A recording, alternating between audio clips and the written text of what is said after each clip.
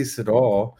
I've given multiple presentations on this, and the beauty of the cannabinoid entourage with the terpenes is you can actually create and breed by design for effect. And no one does that because they're not incentivized to do it, because the market is so, they're just not very, it's not a sophisticated market like the whiskeys and the beers and the things that have been around for hundreds of years.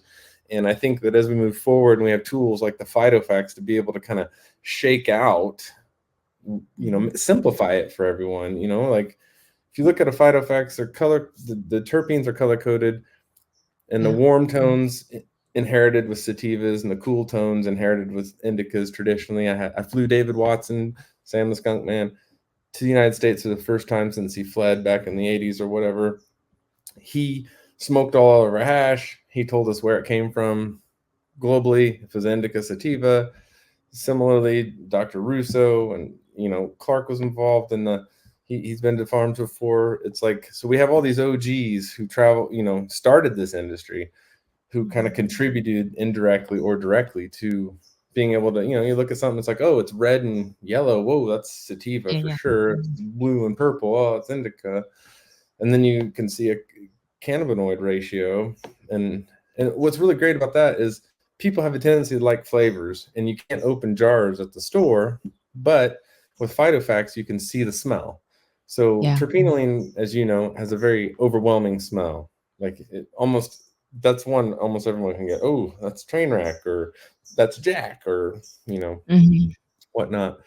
Similarly with osamine, the Pinter's Creek, that has a very strong kind of smell.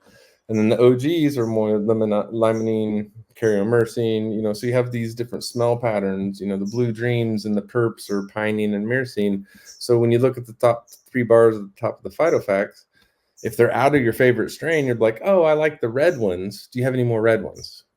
Oh, I like the yellow ones. Do you have more yellow ones? So it helps you go down the line. But none of the growers have ever been incentivized to grow products that people love. They've been more incentivized to grow products with high THC numbers.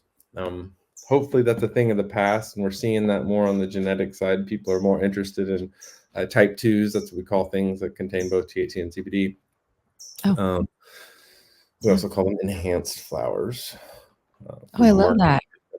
Yeah, there's actually 11 really great commercials around enhanced flowers on YouTube that were made by a partner company. They kind of mimic the Apple versus PC, Mac versus PC commercials, identical. But it's like, instead of that, it's, hey, I'm a high THCA flower. Or sorry, I did the A thing. Hi, I'm a high THC flower. Hey, I'm an enhanced flower. I'm gonna go jogging. I'm gonna go to the party, and I'm gonna have a good time. And the dude's on the couch playing the video game. He's like, hey, how you gonna do all that? He's like, hey, I got balanced ratios of THC and CBD. I don't need to sit around all day and eat pizza. I'm gonna go do things. I can pick the path I want to go on. It's kind of choose your own adventure. But again, COVID hit about the same time all that happened. So it was pretty interesting how that kind of wound down. But it's important to be able to know what you're buying. And I think the Phytofacts gives you a quick look, and you're like, oh, I remember that pattern of colors, which, because our brains can't handle much more than a few bits of information.